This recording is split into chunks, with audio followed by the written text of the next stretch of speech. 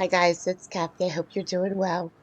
I'm sorry I can't be with you this morning, but right after I got done streaming yesterday, I got called into work early. And so I opened and I closed. And I opened again this morning. So there was no time. I had no time left. Um, so I'm going to try this YouTube premiere. So it'll be just like I'm here. Just like we're all together again. The chat will be open. You guys can chat. It will not be on the screen, but everybody has their chat they can see. So we're going to go to Georgia and see a habeas for a bit, and then we're gonna have Judge Harmon, who's always entertaining. And I shall see you again tomorrow. Now I have to like sporadically enter words throughout this video so I don't get hit with reuse. So I'm gonna take 10 minutes to do that now. So just ignore all the words you see. I'm just gonna add them real quick. And I'll see you guys. I'll see you guys tomorrow. All right, guys, here we go. Had my attorney actually did the evaluation, he would have known that like certain triggers triggered certain responses, and here it is like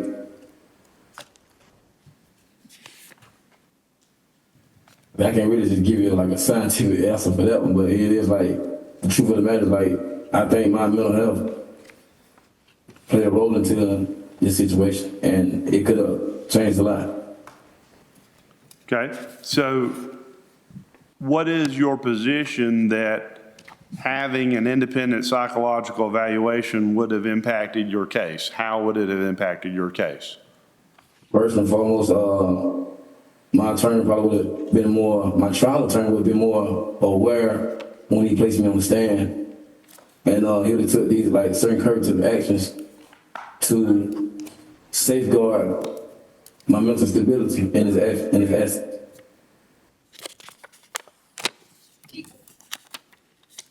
Okay, how's that changed the outcome of your case? Well, certain things like I believe if the courts had known of my PTSD, the triggers which led up to it, and also this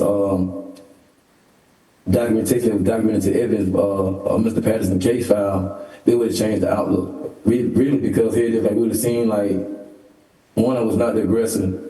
Two, it's not my character, and three, like even when in question with like the question, the verdict that was asked to the state witnesses at the time, like the jury wouldn't agree to it. The evidence itself, like would have rebutted it.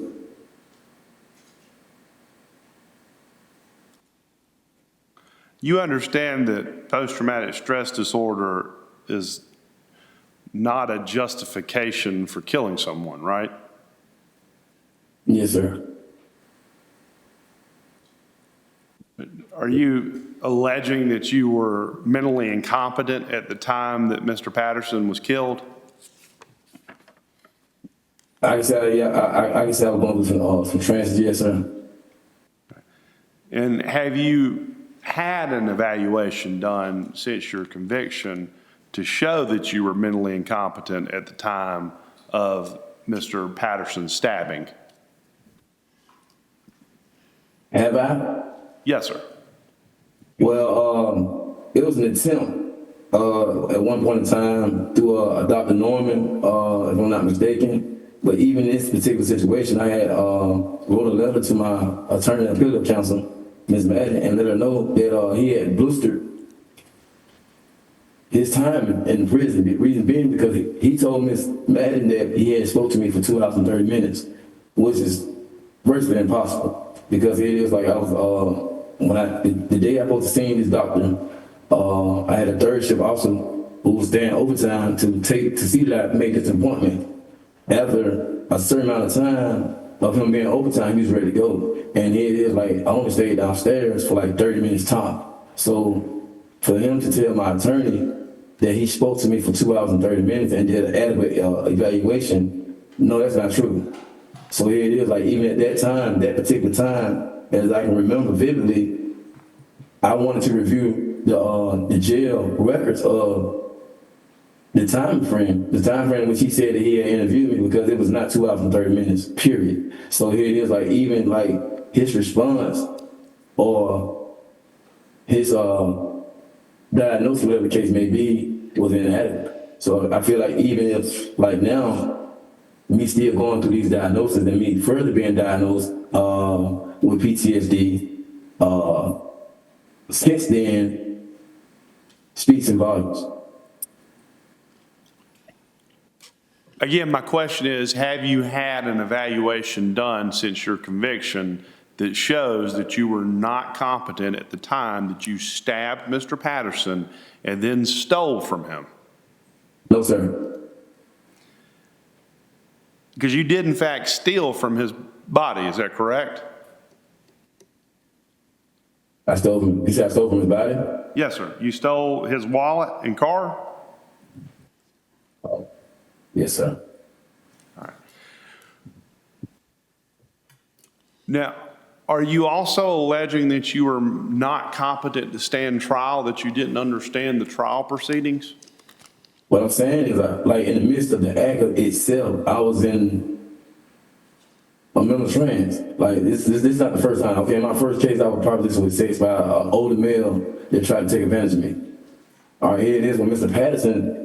The proposition which you propositioned me with as being a mentee, you propositioned me that you was going to help me. So here it is, like, if you're helping me and I find out that you have your penis atop my head,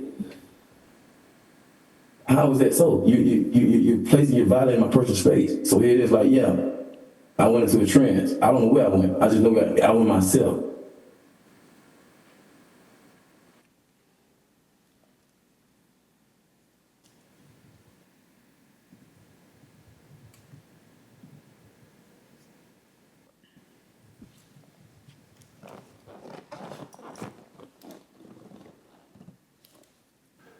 Were you aware that Mr. Patterson was a convicted felon at the time you murdered him? I'm gonna say this. I know that we was incarcerated at one point in time in Coffin County. I did not know that. I didn't find out until after the fact that he was a high-level registered sex offender out of Texas. I did not know that. No, sir. When did you find that out? After the fact, I found out when I turned myself into Union City Police Department. So these prior bad acts of Mr. Patterson were not anything you knew that informed your decision when you killed him? No, sir. The only thing I knew was that he had just had his penis on top of my head, and when I tried to confront him, he tried to go for a sharp object.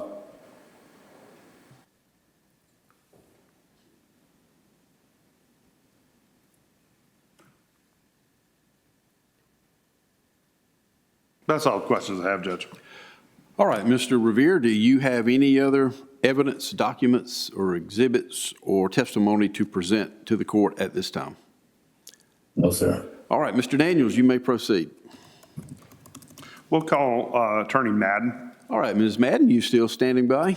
There you are. Yes, Judge, I'm here. All right, can you see and hear everyone, Ms. Madden? Yes, I can. All right, Mr. Daniels, you may swear her in and proceed. If you'll raise your right hand, you swear or affirm the testimony and evidence you're about to give is the truth, the whole truth, and nothing but the truth to help you? I do. And would you state and spell your name for the record, please? Yes, my name is Leah, Leah Davis, Davis. Last name is Madden, Madden, no hyphen. And how are you employed? I'm self-employed. I work as a criminal defense attorney in Atlanta, Where'd you go to law school?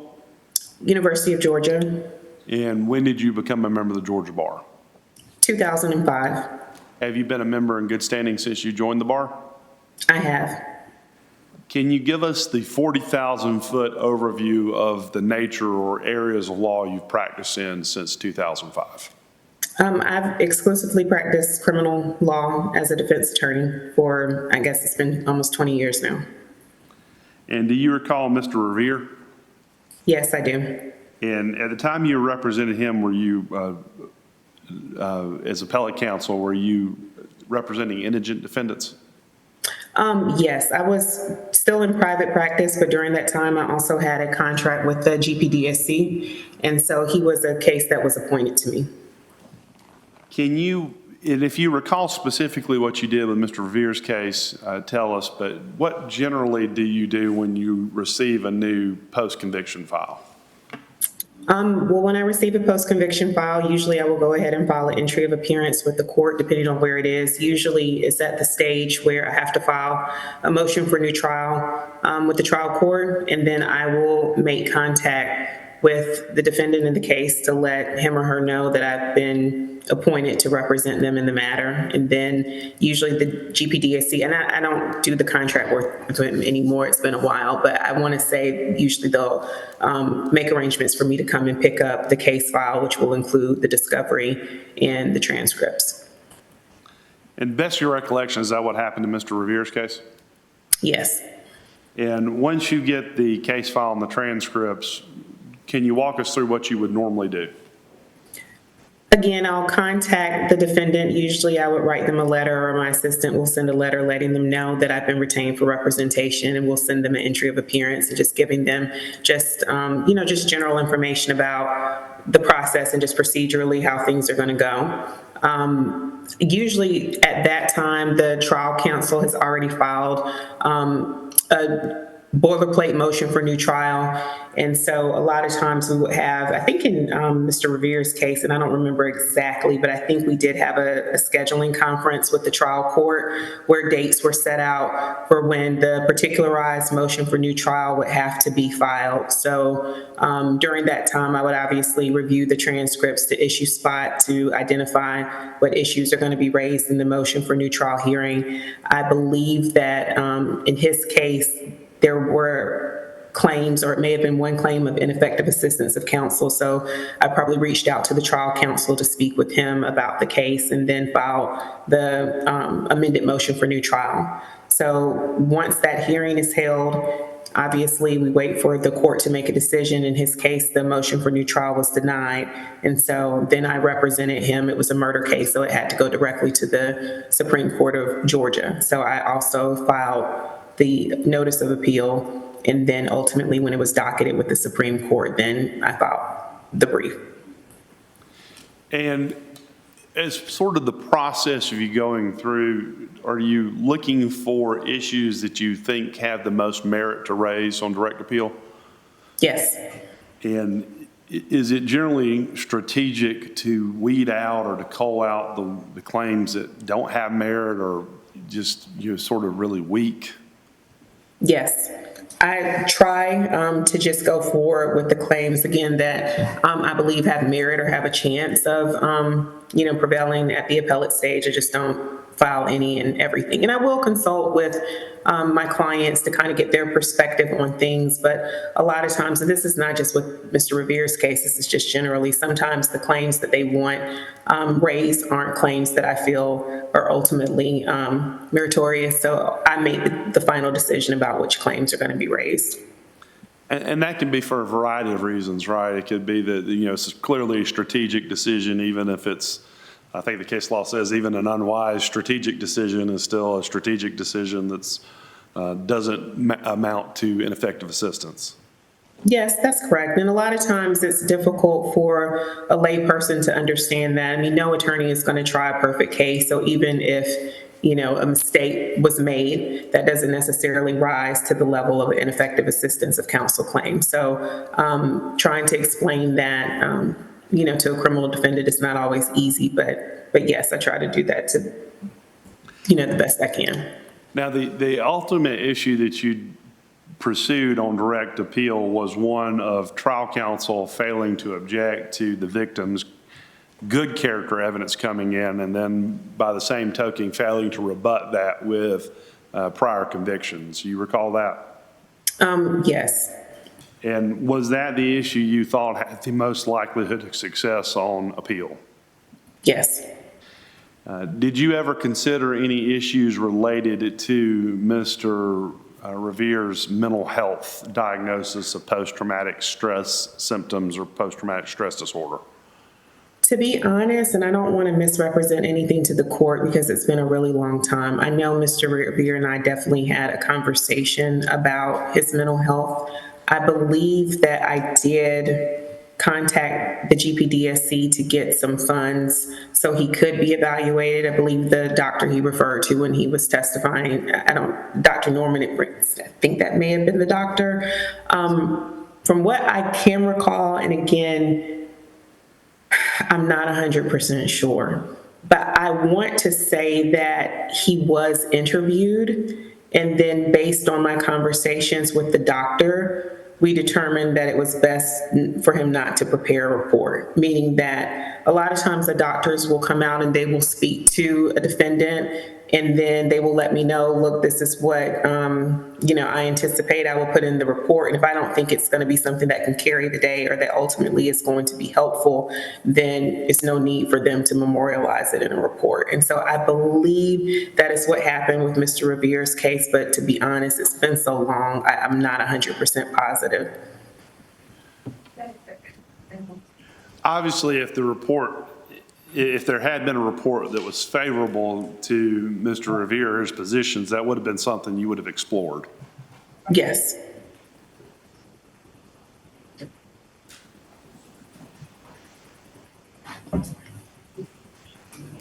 Just generally speaking, do you recall whether or not you considered any other ineffective assistance of counsel claims or any other issues that you perhaps did not raise? I don't believe so. And I know he brought up, to the extent I could, like I said, I addressed, I'm sorry, because I'm trying to remember, it's been so long. Because generally, reputation or opinion evidence obviously is, I don't remember there being specific instances of conduct that I thought were going to be able to be brought in. So I feel like that was discussed with his trial counsel. Outside of that, I don't remember. I'm sorry.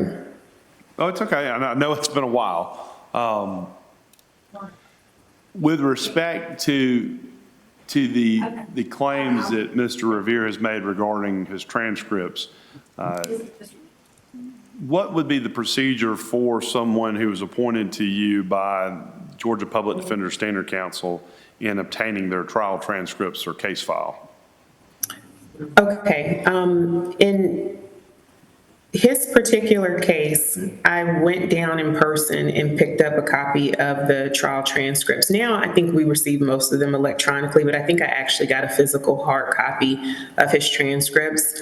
And he did request a copy. They were pretty voluminous. I think I requested for them to be copied so I could provide him with the copy, but I don't think that request was granted, if I'm not mistaken. And then once I completed everything, then I had to turn back over the file and the transcripts back to the GPDSC. So I didn't retain those. I do remember him reaching out to me after the fact and wanting to get a copy of them, but at that point I didn't have them. I had already returned them back to the GPDSC. That's all the questions I have for you, Ms. Madden. Mr. Revere may have some questions. I may have some read. Mr. Revere, you have the right to question Ms. Madden. Do you have any questions for Ms. Madden? I don't know what to say right now. All right. Mr. Daniels, may Ms. Madden be excused? Yes, Your Honor. All right, Ms. Madden, thank you for your time. You are excused. You are free to go about your business, and you may terminate the connection. Thank you, ma'am. Thank you, Judge. Everyone have a good day. Thank you. All right, Mr. Daniels, what else you got? Your Honor, I would tender at this time Respondent's Exhibit A, which is a complete copy of the filings with the Georgia Supreme Court, including the pleadings from Fulton County, the trial transcripts, motion to trial transcript, the appellate briefs and the appellee briefs, and the opinion of the Supreme Court of Georgia. All right, Mr. Revere, what that means is, as I indicated at the very beginning, that Mr. Daniels does have a complete copy of your record. That includes all the trial transcripts, documents, and all of the appellate materials that he wishes to now admit into this record. As I stated earlier, you will be provided with a hard copy of all of it, including today's transcript, when it's all ready. So do you have any objection to all of that being filed in and provided to you? No, sir. All right, very well, admitted. Anything else, Mr. Daniels? No, Your Honor. All right, Mr. Revere, as I stated earlier, I don't know exactly how long it'll take, but the court reporter will most diligently get your transcript for today ready. Mr. Daniels will submit the trial records. Is it electronic or hard copy? It's electronic, Your Honor. Electronic version. It'll all be printed out, and a hard copy will be hand-delivered to you at Telfair State Prison. Once you receive it, Mr. Revere, you will have at least 30 days, and if you need more time, all you got to do is ask, but you'll have at least 30 days to review it all and file anything that you deem is helpful to your case. Do you understand that, Mr. Revere? Yes, sir. All right, anything else from either side? No, Your Honor. All right, Mr. Revere, the evidentiary portion is now closed, and that will conclude the proceedings for today until the materials are delivered to you. So that will conclude your business today, Mr. Revere. You are excused, and you may terminate the connection there at Telfair. Thank you all. Yeah, I'm gonna ask one question before, like, how would I go about submitting, these exhibits? Just mail them to the clerk. Okay. All right. Thank you, sir. All right, very good. That will conclude it. So the habeas proceedings are adjourned. Cut that off. Have they received all our documents? No, not current documents. What we need is the FL 150, the income and expense declaration. I have one from the father that was filed in May of last year. And I have another one from, looks like the father filed in January of last year. I don't see that I have one that's been filed with the court. Hold on, though. Got a whole slew of pay stubs here. Are those his? Oh, goodness. Okay, yeah, those are his. Don't see that there is even one in the court file. You may have provided the Department of Child Support Services with one of those, but that doesn't help me, and it doesn't help Mr. Foyle to prepare for these hearings. It needs to be filed with the court, a copy sent to Mr. Foyle, and a copy sent to Department of Child Support Services. And we can send her a blank copy. Well, and ma'am, if you have any questions about exactly what's necessary, you can talk to the folks at DCSS, and also talk to the Self-Help Center on the first floor, because sometimes DCSS will just say, send it to us. And they don't tell you about having to file it with me and sending a copy to Mr. Foyle. Okay, that's all for today. Thank you. Bye, Mr. Sultani. درست است. همه باید دوباره یک کپی به میاد آید خدا روان کنم. So I would need to send a copy of my income? Is that what it is? It's a judicial council form. It's a 4-page document. DCSS will send you a copy of that form. It's 4 pages. The first page has a summary. Second page is your income. The third page is your expenses. The fourth page says how much time did the children spend with each of you, and they have additional information. So it's got a lot of information on it that we need to be able to prepare for the hearing. Okay, that's all. Bye-bye. Bye, Madam Interpreter. Okay, you're free to go. Thank you so much, sir. Line 1, please, Your Honor.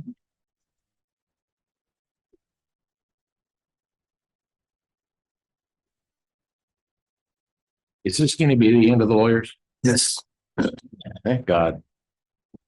But let's, we have everybody is already here. Just so you know, we have a Samsung, we have Money's iPhone. That sounds like kind of a teaser. Money's iPhone? Yeah, right. That's like one of those emails that you get that's about to blow up your computer. I got something on my court computer from Trust Bank. Just with the word trust there associated with the bank, maybe delete, Yeah. get that out of the system. That is not safe. Okay, Yankee, Andrews, Dad, and Mom.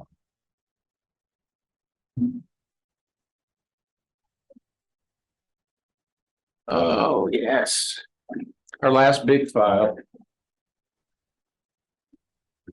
I'm on to my third case, and it's now about half of the total volume of files for 20 cases. Nice.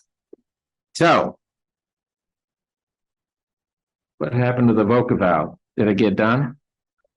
The court in the other department asked us to address that here today. Could have been done by now. I agree.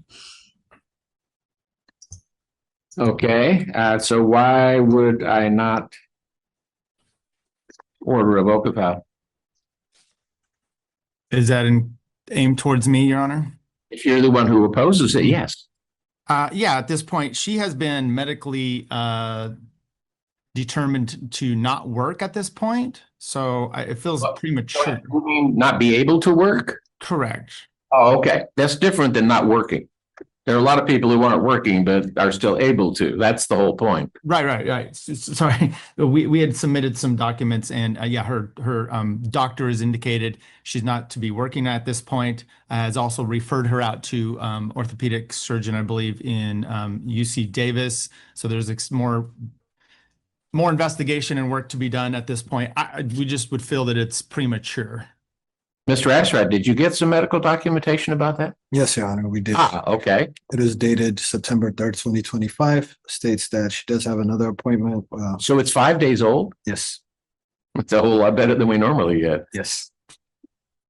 And what does it say about her ability to work currently? She's just been referred to an orthopedic surgery center at UC Davis. And prior to this, we did receive another letter that was dated back in April 22nd, where it said she can't work at the moment and she's being referred out. And in September, we got one that said she's being referred to surgery, essentially. So the first one in April said can't work, referred. The second one just said referred. Yes. Okay. And does it indicate specifically what it's being referred for? No, it just says orthopedic surgery, and the doctor states that he sees her on a monthly basis to continue to manage her other chronic conditions. Okay. And the issue we've had with this case, Your Honor, is that it was back in August of last year that we had issue with mother's efforts to not seek work.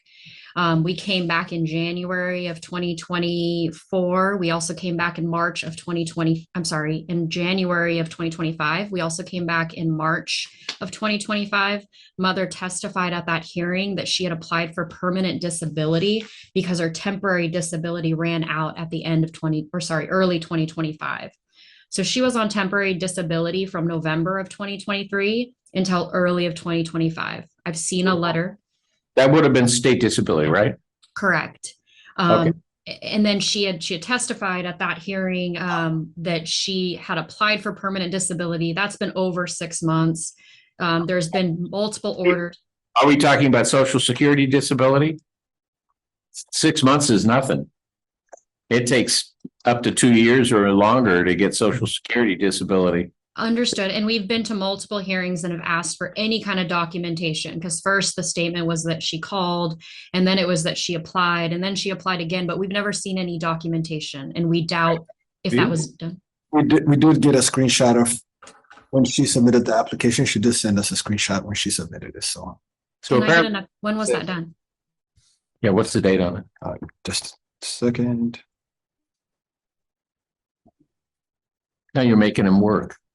I'm sorry. Oh, no, you're not. It doesn't have a specific date on the screenshot, but we did receive it on May 5th. Okay. There's a confirmation number and everything on there. So And Mr. Yucky, are you representing her in that? No, I am not. Ms. Miller? She has separate counsel for that. Oh, Ms. Miller? Do you have an attorney representing you in the Social Security application? Yes, I do. Sorry, I just had to mute. Yes, I do. Okay, can you provide DCSS and Ms. Andrews with some contact information, name and phone number? I could do that. Yes, most definitely. I could have that sent over after court. Okay. Yes. And you could authorize your Social Security attorney to at least provide updates to both of them. Okay, not a problem. Because typically, Ms. Andrews, what I do with Social Security cases is I continue these 6 months at a time. And sometimes I have to make an interim order, but it looks like we've got an order in place now. It may change. If we continue it, if we keep kicking it 6 months, when the application hopefully is successful, then we have a number for her income and we can go all the way back to March of last year on a modification, assuming that her application goes back that far. If it was only May of this year, then we're really only talking about May or June of this year. That's a little bit frustrating. I understand why the court needs to do that. It's a little frustrating though, because these issues were raised in August of 2024. So it's essentially been a year and mom may have applied in May of this year. So there's a lapse in her efforts in trying to proceed with that.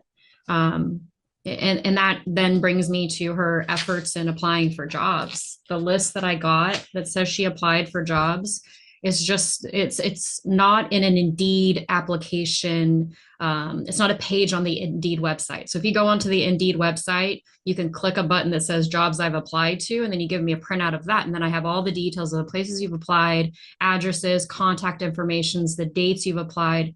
What I have from Mother is just a list of different places with the hourly rate, no contact information. Per the court order on March, it was very specific. There needs to be a contact person, the position applied for, an address, a telephone number. Normally this wouldn't be an issue, but it's a problem in this case because Mother represents that she's doing things, but she's not actually submitting anything that verifies these things are done. This could have been a list that she went to some random website and just started listing out grocery stores and places that she wants to work at. There's no verification that she's actually applied. The other concern is that there's about 300 places she claims to have applied to, which is just a cut and a paste of a grocery store. But there is no indication of, has she gotten any interviews? Has she gotten any feedback for any of these people? What has been the progress? Is there just a mass application? Some of the other things the court ordered at the March hearing were that she was supposed to sign up for Cal Jobs within 7 days. I can go through this quickly. She was also supposed to take some workshops. She was supposed to attend some training programs. That's the bottom of March 11th court order. I've gone to these websites. There was a work fair available a couple of weeks ago. There's all kinds of tools and workshops. There's one tomorrow. There's one the next day. They were full almost every single day for all of August, all the months that have passed, and there have been no efforts submitted, to me at least, on what Mother has done and has she complied with those orders. I'm looking at that order from March because I'm a little bit surprised that I would have just made a seek work order without having anything conditioned. Being medical documentation showing that she's, I know it wasn't me. Okay. That's why I went back and looked. What were you saying? If you didn't have what?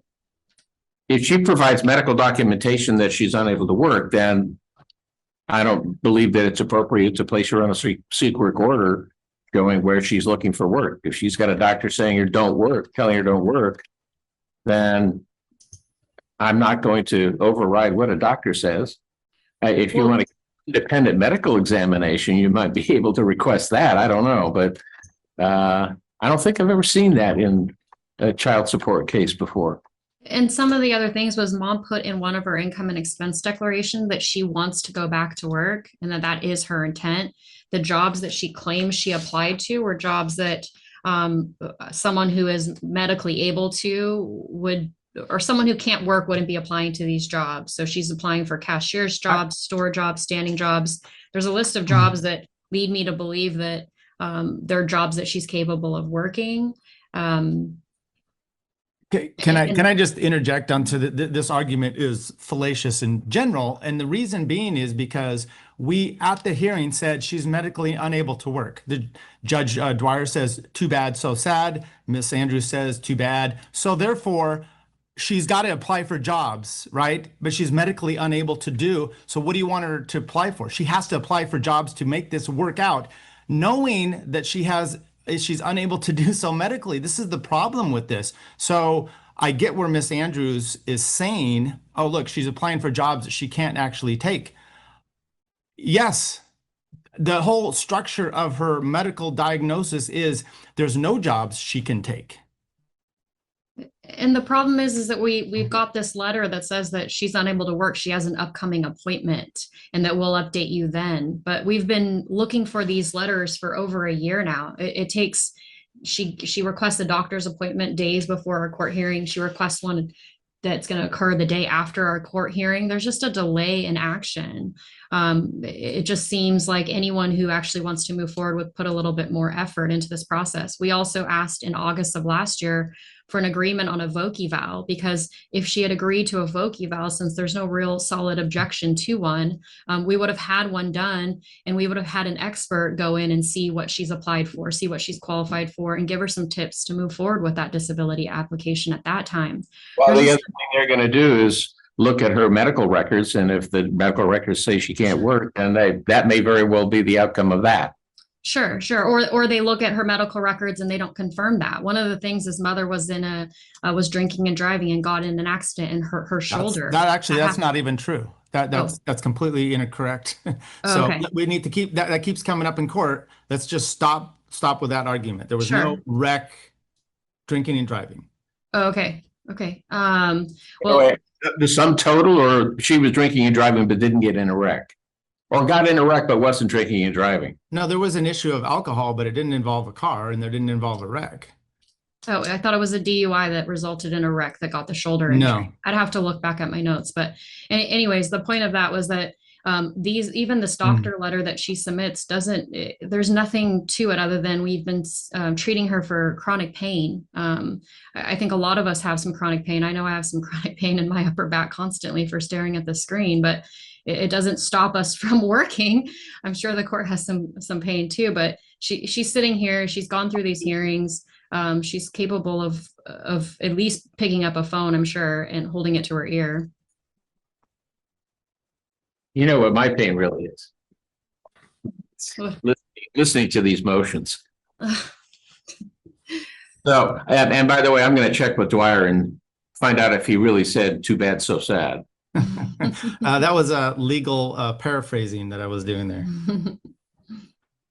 Yeah, there was just a lot that we unpacked about the disability situation, and some of the information didn't seem to be too credible. The court asked her to seek work. Well, one thing that makes the whole thing credible about the disability is that she found somebody who's willing to take her Social Security case, because they get 0 fees if she doesn't recover. Okay, and what was the name of that attorney? Ms. Miller? We'll give that after separate. We just have concerns about the credibility in this case. So if you have it. I'm sure the attorney would not mind having their name out there in case there's somebody else in the audience that needs a disability attorney. I don't have the name. Yeah, she does. It's Mr. N. How do you Wait a- spell that? Mr. N. You mean like the old TV show, Mr. Ed? Not Mr. Ed. Mr. N is his initial. His last name's kind of long. So I can provide the court with first, last name, the address. And I would have it. okay.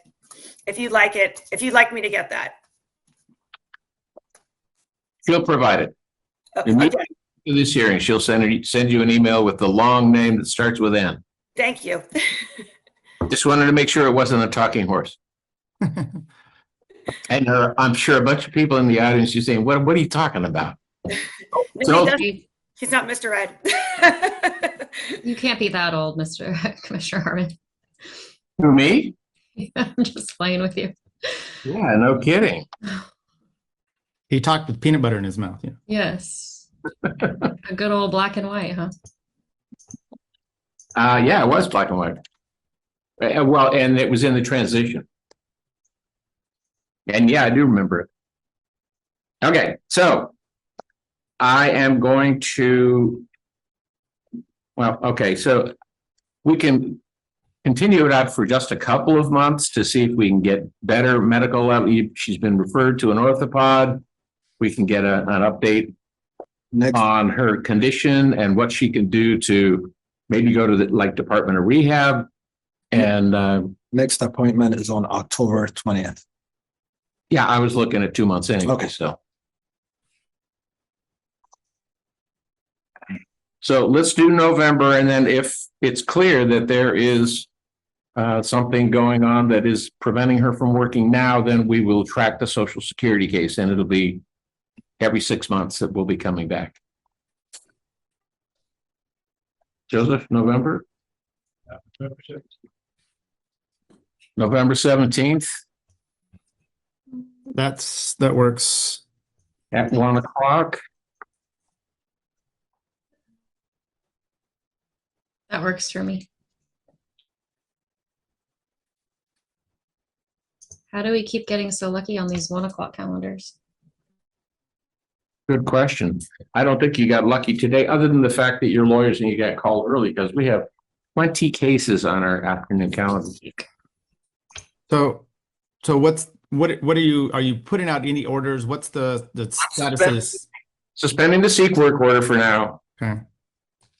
Until she's released to go back to work by the doctor. But I do understand that Ms. Andrews is going to want to see something that is more current. She's going to see the orthopod October the 20th. By November 17th, there should be something in writing that at least goes back to her primary care physician to identify what it is that the orthopod found and what, if anything, they propose doing about it. And I'm sure that the disability attorney is going to want to see all that stuff too. Right. All right. So are you ordering the Voc-Eval? Are you pending that until we return as well? Holding off on that. Okay. On the what, the Voc-Eval? And there is only Your Honor, one- did you say the Voc-Eval you're holding off on? Yes, I did. I don't want to spend your client's money on something that may have no benefit right now. Sure. And lastly, as far as coming back, what are we going to be reviewing? Because we have some issues of reimbursements, and obviously we'd like to get this support issue kind of cleared out. So are you hearing any of that today, or are we pushing all that till the 17th as well? Well, one thing about the reimbursements that I have not seen a response to the request for reimbursements.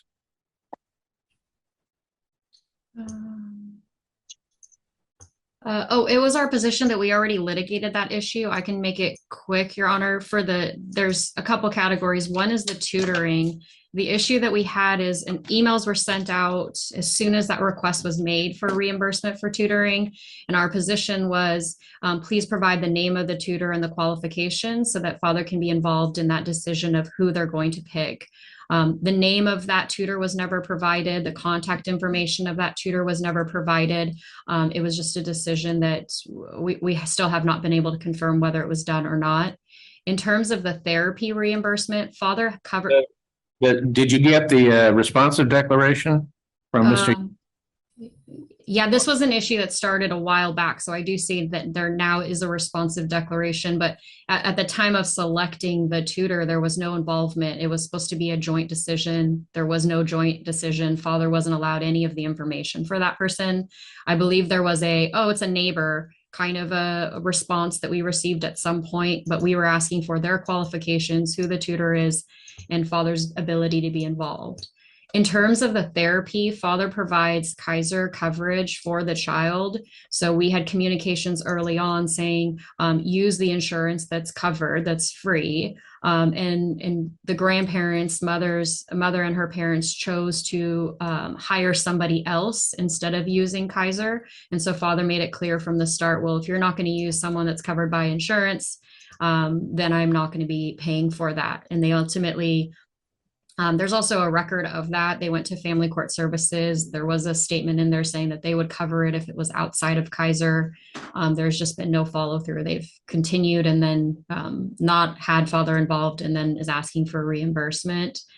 In terms of extracurricular activities, The order is that they are agreed upon extracurricular activities. We have a pending custody case right now because, or I believe we just resolved that last week, is because there was no agreement on one of these extracurricular activities.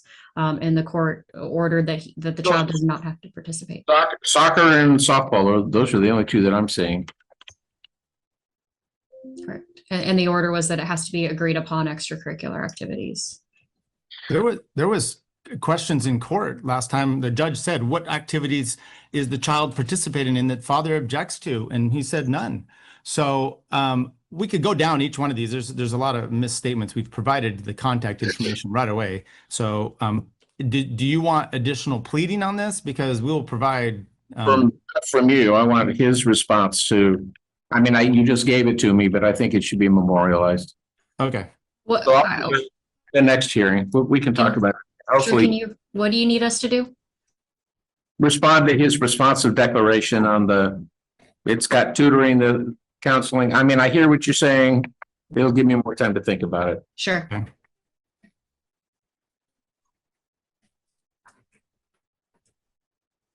Okay. That's all. And then will there be something in the order that instructs mother to provide me with the information of the disability attorney as well? Well, yes. Okay.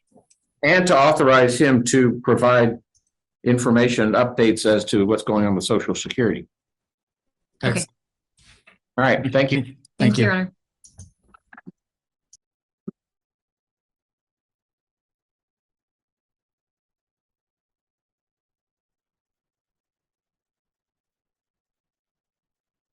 That was not the last attorney matter. I lied.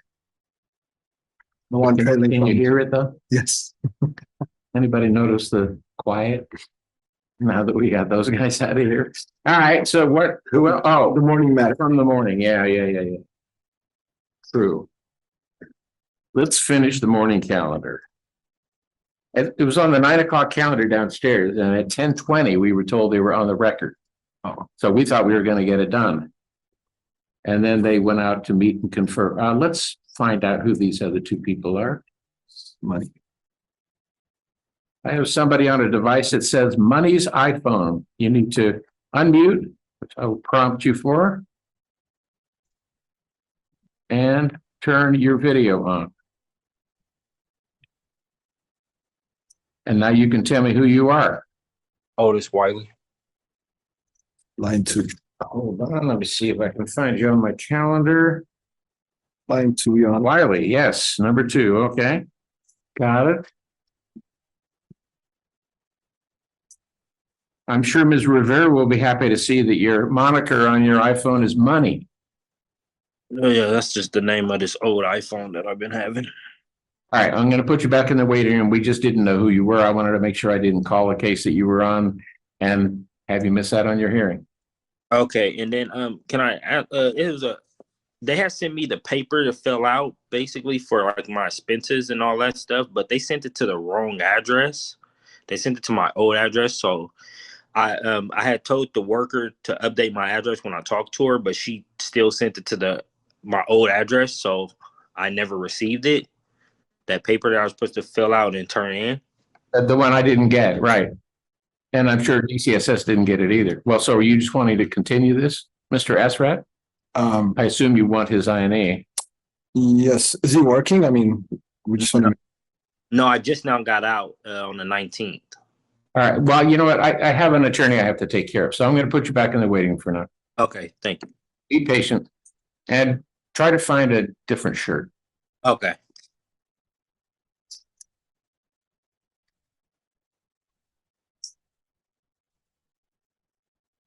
If he'd come to the courtroom like that, he would have kept him in the hall. The taste him. Right, Jay? No. Whatever you say.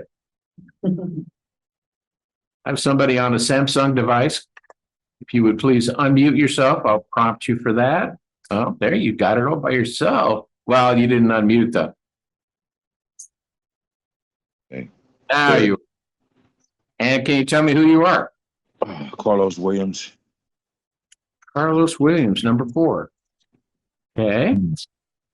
Make the note what device you're on. We actually started this at hour ago. I know you've been here for a little while. Yeah, pulled a muscle. My back is hurting, so I've been laying down. But I'm here. All right, so I'll put you back in the waiting room. Be patient. Okay, thank you. It's like you could use a different shirt too. Something with sleeves on it, hopefully. Okay. Okay.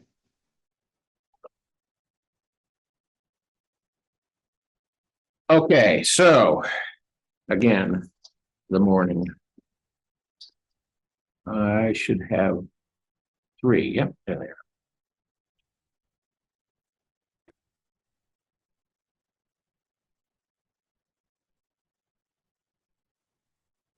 Did we get a family law file from them?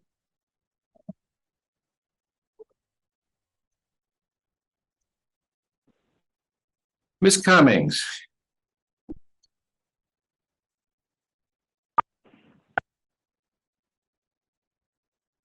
Yes. Hello there. Hello. So you represent the father? Yes. And he should be present there in court. No, he's on the phone. Oh. No, I'm on. No, he's got. Yeah, He's there now. He was here earlier this morning. You mean in court? In court, yes. I guess he decided he wanted to go home for lunch. Maybe so. The mother is on the phone. Yes. Unfortunately, I have no idea what happened downstairs. They didn't bother to send the family law file up here. Oh, interesting. And we talked about it, so they knew. In fact, they're the ones that told us.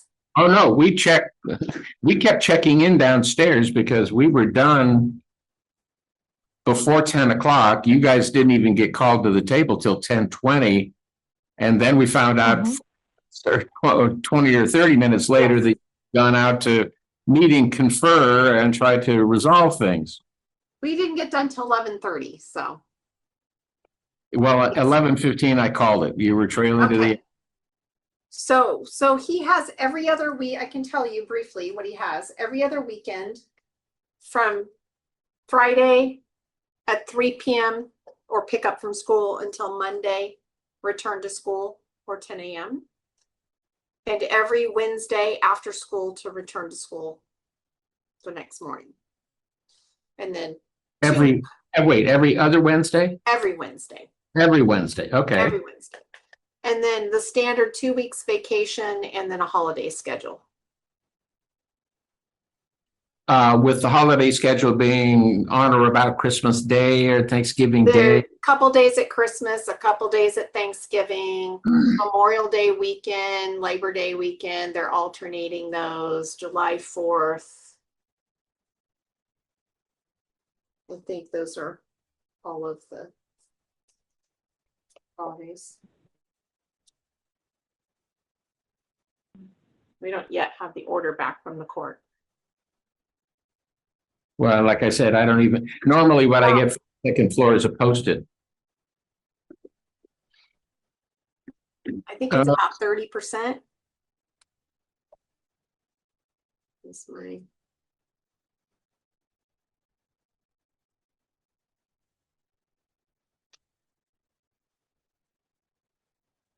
Do we have the DCSS attorney? We do. Okay, good. I couldn't see. He's actually in person. Oh, okay. If you look at that white object in the middle, he's just to the left of it Oh, hello there. with the red tie. And you're not, it looks like we had Mary Clemente last time. No, I'm not Mary Clemente. He is definitely not Mary Clemente and never has been. Well, hey, these days sometimes they were. You never know. Okay, and so neither party is married to anybody, right? Correct. And where is your client working? I'm sorry, did you ask me or her? I asked where your client works. Well, he is doing DoorDash right now and trying to get hours.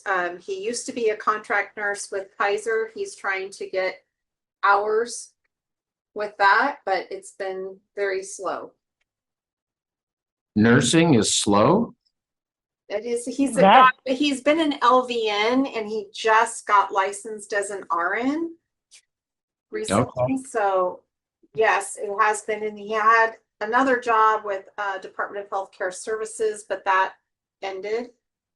And so Okay. trying And to get work. ma'am, are you working? Yes, sir. I work with Kaiser as on-call by DM. Okay, and DCSS tells me that you're averaging a little over $4,000 a month in gross earnings. Yes, sir. I make way less than. It depends on the hours I get. It does, that's why we do an average. It does not say that you have anything out of your paycheck for union dues, health insurance premiums, or retirement. Do you have any of those things? Yes, I do. Yeah, they are all in there. I pay union, everything. I don't know who you gave that to, but let's see if I can find something in the court file. Yeah, I I had union dues I saw of $65 a month. Does that sound about right, Ms. Ajivan? It depends on the hours. Sometimes it goes up, sometimes it goes down. It depends on how many hours I work. But yeah, like 60 something here. Sometimes it goes to 80. That looked like an average and Oh. 401k deduction of about $81 a month. $39.18. And the check is a bi-weekly check. Yes. Yes. Wow. How about that? Okay, so $85 for the 401k, and DCSS has it, although it says 81. And then, so no health insurance premiums. And there's union dues, Mhm. 32.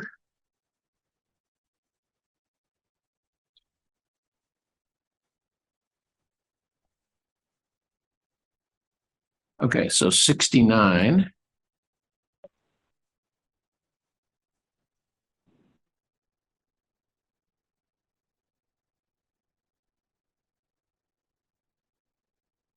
Okay. And no childcare expenses, right? I got medical right now. Yeah, I just reapply for medical for them. Well, I'm not talking, Medi-Cal. Yes, That you sir. Yeah. have to pay for. I'm talking about childcare. Mhm. Oh, no childcare right now. Okay, Yes, Heska was supposed to do childcare with the school because now they require us to pay. But and I cannot pay right now for that. So well, if there becomes any childcare that you have to pay for, then I'll indicate that yes, it's responsible for half as you Yes. document that expense. yes, okay.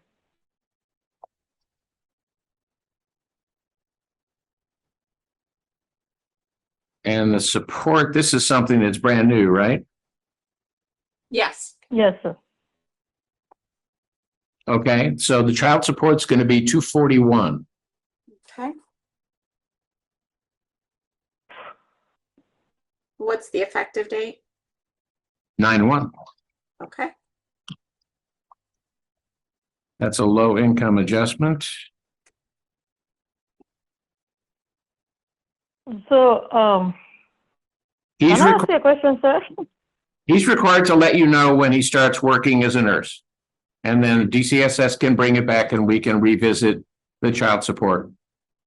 Your Honor, Chris, Mr. Asrat? yes, we did receive father's tax returns from 2024. He does have multiple revenues of stream or streams of revenue. He made over 200,000 Yes. gross. I'm sorry, he made what? $200,000 in gross. In 2024? Yes. Yeah. And 155K from Kaiser You Permanente. could have started with that. Even your calculation imputed full-time paid. I mean, he's saying that he's not working right now, so we're just gonna leave that up to the court. He did have 17K he made on DoorDash, but then his Schedule C shows a loss of 6.5K. He does also work as a financial advisor. In 2024, he made $34,000, showing a loss of $44,000. So the only positive thing that he showed on his 2024 taxes is he did make $155,000 as a nurse at Kaiser Permanente. Is there a current order for support? There is not. But Your Honor, oh, sorry. Go ahead, Ms. Cummings. Well, that was his 1099 income prior to expenses. So that was a Department of Healthcare Services contract he had that was terminated. So when he says that he had gross receipts, that was his gross self-employment income prior to his deductions in 2024, which he does not have that contract with Department of Healthcare Services currently. But he has upgraded from an LVN to an RN. He has, but he doesn't have employment yet as an RN. He did work at Kaiser last year as it says on-call registered nurse. It's on-call LVN. I'm just looking at your income and expense declaration. It says registered nurse from 11/2024 to February of 2025. Maybe it's oversight. Yeah. Your Honor, is LVN. It says Department of Healthcare Services was also contract registered nurse. No, That might have been our misunderstanding. When did you get registered as an RN? November last year. November. Okay. So But Kaiser might have been right then. no, Kaiser is not. I'm trying hard, Your Honor, to get RN position over there. And they are telling me to go outside to go get hospital experience first. And I'm doing everything. It's not working for me. And Your Honor, my children's mother has a bachelor's of nursing since March 2022. She has decided not to take the board to get her RN license since March 2022. She's a bachelor's of nursing, and she's not doing anything. And she breaks at home. She breaks at home too. What? Can I say something towards that, sir? Oh, no, you're not going to respond to that. I mean, Yes, sir. we're listening to a guy who's even an LVN that's making minimum wage. That, there's something troubling about that with 3 kids. Yeah, I spoke with my manager, so I'm trying hard to work at least 3 days. I'm on call with the agent care. I spoke with my manager, what is going on, everything. And your manager where? At Kaiser. Okay. Yeah, Kaiser. At the LVN, I spoke with her about what is going on, my financial situation.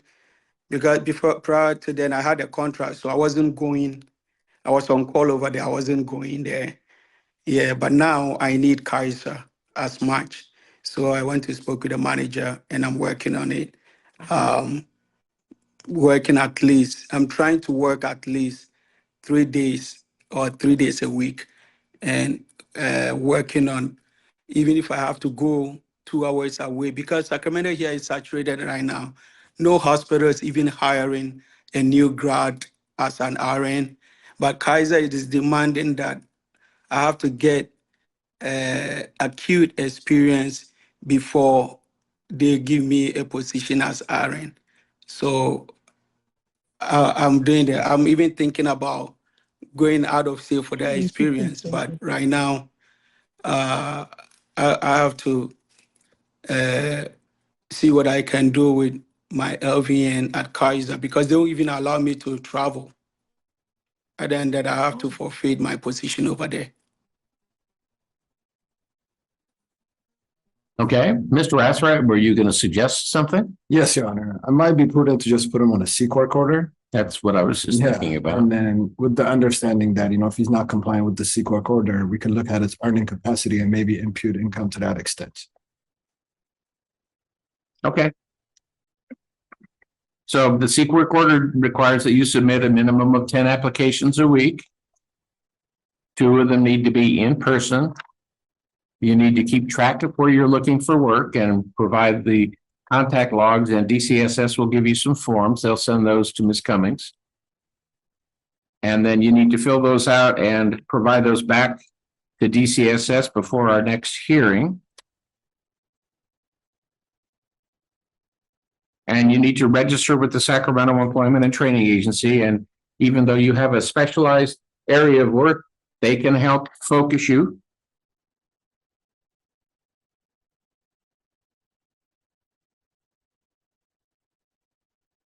What was the name of the entity, Your Honor, that he has to register with? It's the Sacramento Employment and Training Agency. They have career centers all over Sacramento. So there should be someplace close to where he lives.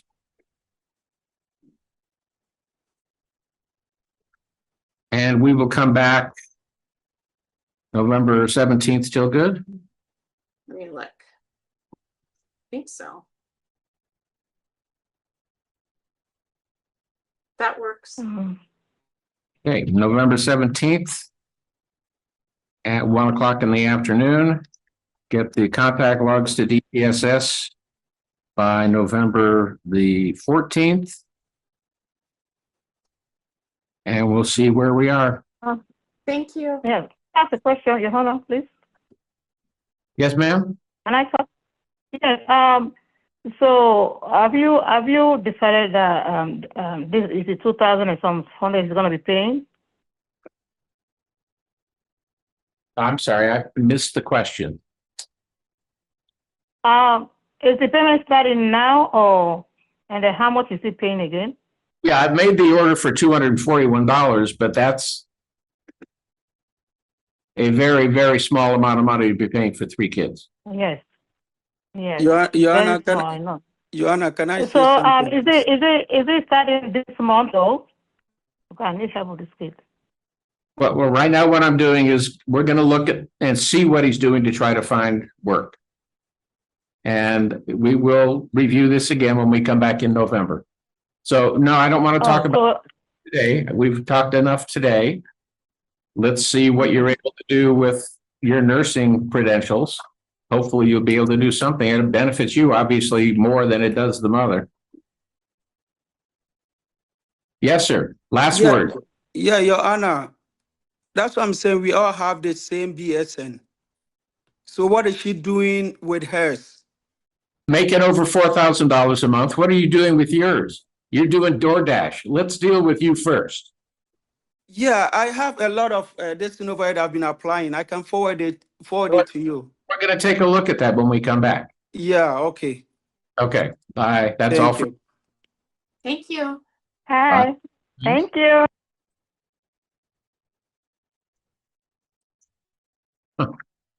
I couldn't believe he asked that question. Why are we not focusing on her? Because she's making over $4,000 a month already. That concludes the morning calendar.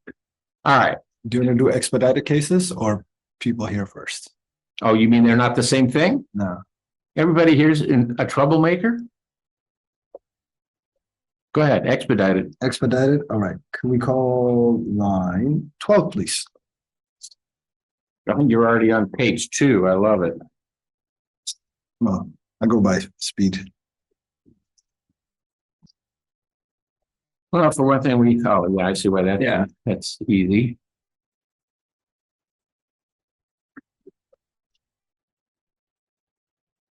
Ms. Napolitano, there we are. Hi there. Hello. So you are by yourself, but we know why. Yes. Is support assigned? Support is not assigned. Okay. Well, notwithstanding all of that, any idea when he's getting out? I am not too sure. Mr. Asrat, Eligible for parole on September 30th. of this year? Mhm. Wow. He's eligible. I don't know. He's what? He's eligible for parole. I don't know if he's getting. Oh, eligible. Okay. So starting August 1, now how long has he been in custody? Since February of 2024. Of 21? 24. Okay. So you're administratively taking care of everything up until August 1st. Yes. And then I'm zeroing it out effective August 1st. So they will keep track of what's going on with him. He may get out on parole at the end of this month. If he does, then they will bring him back and we can talk about what he's able to do to get you some support. Okay. In the meantime, I will add an arrears payment, though, because there are arrears of $25 a month. Not that he can pay it now, but we understand that. Yeah. All right, if you hear anything, just do the grapevine about him being out and working, let DCSS know. I will. Thank you for your time. Thank you. Bye. Bye. Line 13, please, Sean.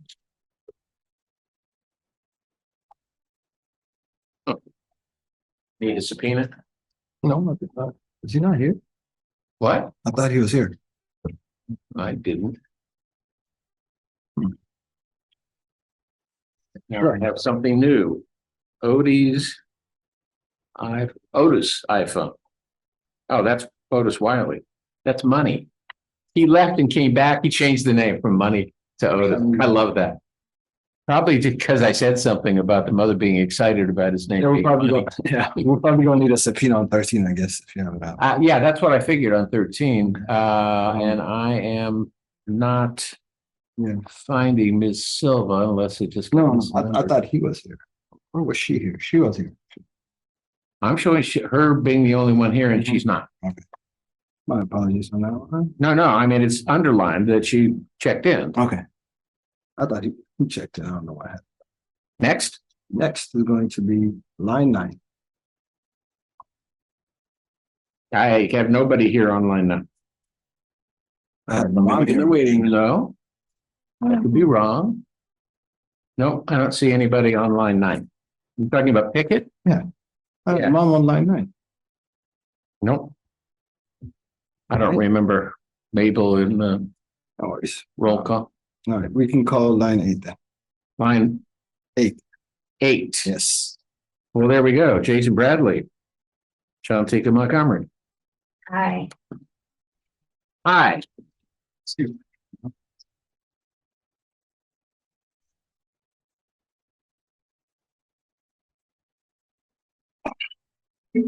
What that means is that of all the people that are here, that you're the most expedited matter, not necessarily expedited, but you should take the least amount of time. Time for modification and a health insurance order. And that is because has there been a change in custody or no? Not since February of this year, 2025. So the children are with you now? They're with me 5 days out of the week, and we spend 48 hours out of the week with Jason. So you have weekends, she's got homework time? Yeah. Okay. Every weekend, they're with me. Okay. Yes, Thursday evenings from 6:30 p.m. to Saturday evenings at 6:30 p.m. Okay, that's not the schedule that we're used to hearing, but it's the same timeshare percentage. Let me save this one and bring up the new one. And so are you on Medi-Cal now, sir? Pardon me? Are you getting Medi-Cal? No, I am, Your Honor. We have plenty of people that work. Money. Benefits. I pay for them. Okay. Then I'm not sure what the request is, because they've got you as the non-custodial parent, and you're normally the person who would be ordered to pay or provide health insurance, and you are, right? Yes, I am, right. Okay. I think there was a previous order with mom. Really? Okay. It might have been a stipulation. Yes, the children still, we still receive Medi-Cal. You're the one who signed them up for Medi-Cal. Yeah, we've been on it for quite some time. Yeah. They just figured it out. I'm not sure what they figured out. That It wasn't the new. kids are on Medi-Cal. Yeah, that's not new information. Like I said, they just figured it out. Well, okay, thank you for that. All right, so neither of you is married to anybody, yeah? Correct. No. And neither of you has any other minor children. Correct. No. All right, minors. Does that mean you have older children? I do, yes. They're all grown now. Okay. Yeah. And support is assigned, you said, Mr. Esrat? No, mom is receiving K1. Oh, so there's aid, but it's not owed to the county. It's, okay, that means you're not getting aid for yourself, Correct. just for the kids. Yes. And the importance of that is it means that whatever I order him to pay in support will not go to the county with a disregard amount to you. It will all go to you. Okay. In fact, at this point, if there was any arrears owed to the county from back when you did get aid for yourself, as he pays that back, if there is any arrears for that time, that money is now being funneled out to you also. Okay. Are there any arrears? There are no. There you go. That's rather unusual. I mean, nothing personal. In most cases that come through here, there is almost always some amount of arrears. Says you're working, yeah, you make $6,304 a month gross. Yes. Do you have, I don't know if they had any pay stubs because they don't. I have one right here, which I can see it. Yep, I would. Okay. Because it doesn't have any deductions for union dues, health insurance premiums or. Yes, I have all that on there, yes. Everything on there. Yeah. Income right from. Okay, that's why. The Employment Development Department doesn't keep track of all that stuff. They just want to know how much money you make. Yeah. All right, federal and state withholding, Social Security, Medicare, SDI, union dues. $59.58 per paycheck, and that is semi-monthly. You get paid twice a month. Yes, the 10th and 25th. Okay. So union dues are $119.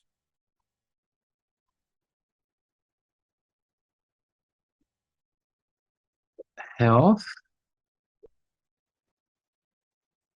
It just says PERS health. Yeah, that's It doesn't break it down between medical, dental, and vision. Okay, so 147. Wow, that's not very expensive, and it's pre-tax. And pension. You do have all that stuff, don't you? And then some. So 431. And then you have a 457 plan. $25 a pay period. Mm-hmm. You're not going to retire early. Well, it's kind of waiting until the kids get older, and then I'm gonna boost it up. Actually, you know what? I did the same thing. As soon as I stopped paying for my kids' college, I had all that money, extra money that I was spending on college, and just moved it right over to a 457. Okay.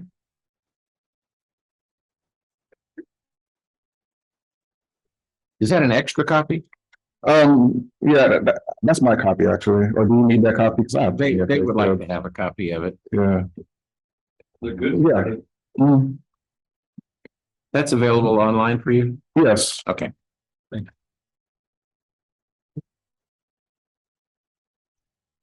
Okay, so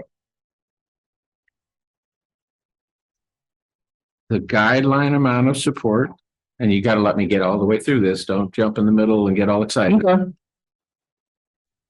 is $1,486 a month.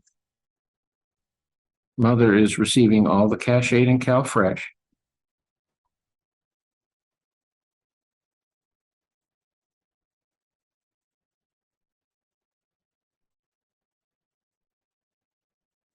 You have significant parenting time.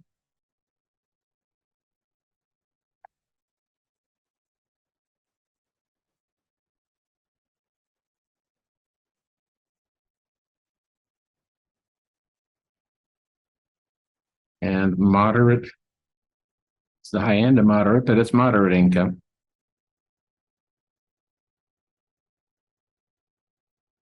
So I will deviate from guideline. Have you talked about some amount between you? No. No. No, I mean, sometimes you guys do, and I don't want to jump in the middle of that Yeah, if there is. I tried. What did you propose? It was like several months ago. I just didn't know. I just tried to open the discussion, so there was never nothing I proposed. Okay.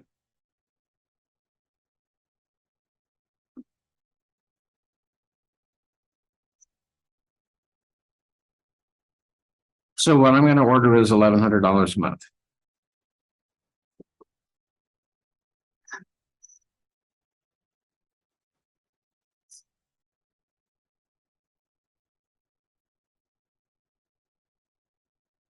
And I'll do a little bit of math so we can allocate it because. Excuse me, Your Honor, may I ask a question? Yes, sir. I also pay the kids' phone bills. Would I get credit for that also? No. No? Okay. Your Honor, can I say something? If it's helpful. Okay, no, I just wasn't sure. Maybe it's not. I was just gonna say that he also told the children if he had to pay child support, he was gonna cut their phones off. It's relevant, I'm sorry. Won't be able to afford it. Okay. And see, what I thought you might be wanting to say is something about, well, I'm willing to accept some other number. Well, yeah, I did ask you, the court, if you guys could consider the custodial accounts that he has for both of the children that they inherit from the grandfather that I gave him conservatorship over in 2019, where they inherit $200,000 in each of the accounts that he uses regularly throughout the year.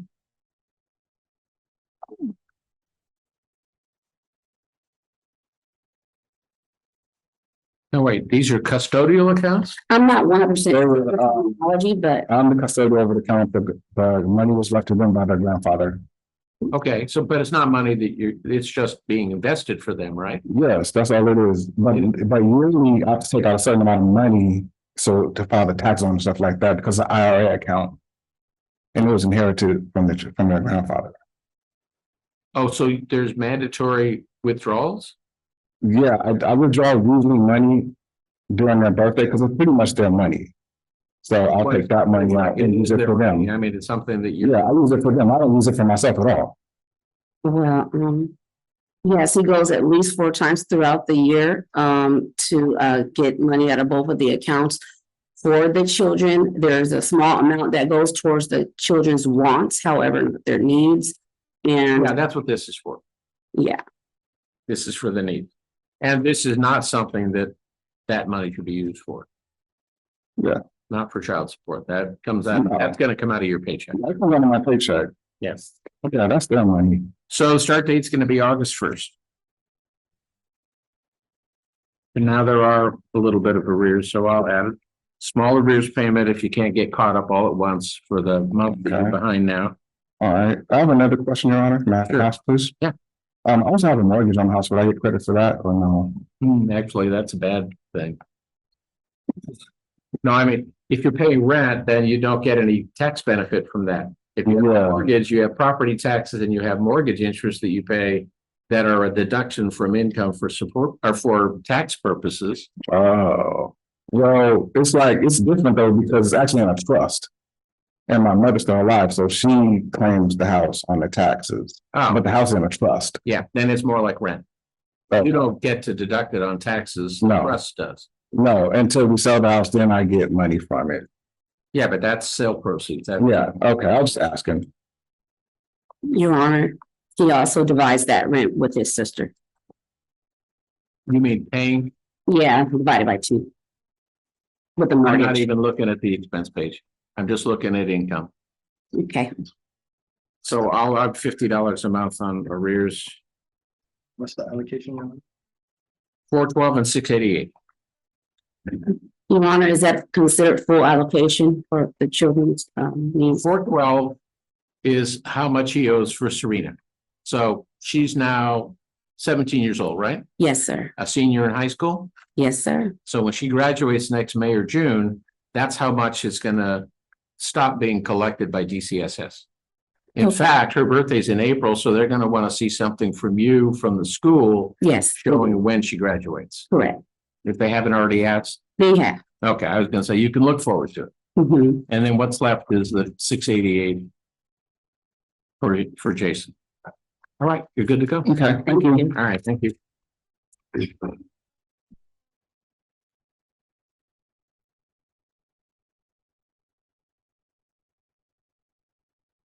How about, oh, so on number 10? Mhm. Is it down there today? No, it's not. Actually, it was on this past Friday and I was not that here. So was it toggled? It was toggled. So, Okay. well, I think we can call it because it should be. Harry Osborne, Letitia, is it Velarde?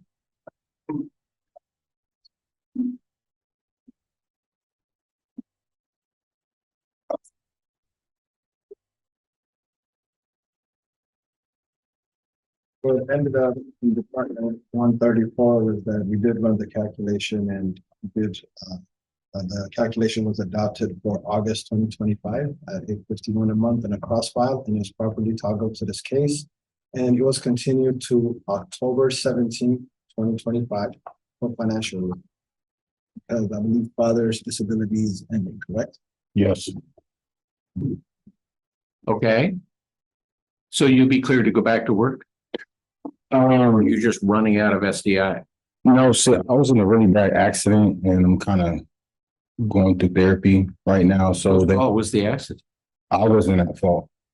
Were you a passenger or a driver? I was driving.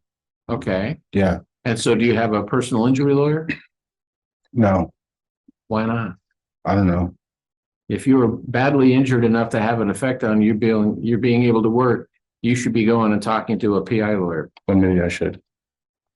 Because even if the other driver didn't have insurance, if you do, you have underinsured or uninsured motorist coverage. And so there would be something you could collect from your own insurance company. Okay. So actually, the first thing you might want to talk to is your insurance company to find out if you have that, or check your policy. Well, they totaled that car out. Yeah, well, I mean, then Yeah. you'd be able to get your car replaced, you'd be able to get lost wages, medical expenses, and pain and suffering. Okay. Yeah. So is Kelani spending any time with you? Yeah, and when she wants to. Which is how often? Not often. It's just when she wants to. Okay. Yeah. Not spending the night. She's in a teenage, Yeah, she's in a phase where it's like. she wants to be with her friends. Exactly. Teen, come on, Yeah. she's in 8th grade, right? Yes. Yeah, Yeah. she's a lot of personality. Well, I mean, I've got grandkids that are in that, so I know about the ages and where people are, but, She's working on it. It's getting better. okay. Just because of how the circumstances were, it's like. I want her to be comfortable, you know, and she's old enough to. I don't want to push her or pressure her to do anything she doesn't want to do. So it's like, I want her to be comfortable to be with that, you know what I mean? Because. Okay. Yeah, that's pretty much where we're at. Okay. So I'm told neither of you is married. No. Sir, you have other kids that you pay support for. That's the case he was just talking about down from the other department. And you have another child that lives with you? Yes, and one on the way. Are you about done? Yeah, I'm done. I'm done. I mean, how many kids were down there? 2? Mr. Astray, you should know that. You were there. Oh, damn. You don't remember? Yeah, I don't. Yeah. 2 kids in that case? No, one. Just one? It was one. So one there, one in this. One here, one at home, and one on the way. One at home, but one on the way with the same mother, so. So only 3 mothers? Yes. 1, and 2. Yes. Okay. When is the on the way due? April 8th. Oh, right. Yeah. It's about 11 weeks. Next year. Yeah. You just found out. A few weeks ago. Yeah. Yeah. Is support assigned, Mr. It Asper? is not assigned. So is this K1? No. Do you get any cash aid at all, ma'am? Yes. So you're not getting any, Either for the girls. just not for yourself? No, not for the, Okay. Support is a phone. yeah. Support is. No. It's a term of art. Oh, When she signs up for cash aid, if she's getting it for the kids and herself, she is assigning her right to receive the child support to the county. oh, okay. That's what that, Oh, okay. it's a nice way of saying, are you on welfare? Gotcha. And the answer is yes, but not for herself. And so any support, just like the last case, any support that I order will go home to her. Were you ever on the grant? Yes. So if there are any arrears, are there, Mr. Ezra? Shouldn't be. Shouldn't be. Doesn't look like there. Yes. Of course, that's always true. There should never be arrears. Yeah. Some people don't pay. Okay, so Thank you for coming to my premiere, guys. I appreciate it.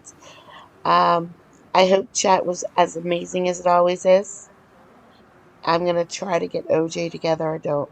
That's gonna be a stretch because it's a different. I have to record over 2 hours first before I can make it a premiere, and there's just not a lot of time left, and I'm very tired. So I'm gonna try to get OJ together. I may or may not figure it out. Thank you so much for coming out. I really appreciate it. There is no possible for that. Alright? You guys behave and I'll see you again tomorrow. Bye guys.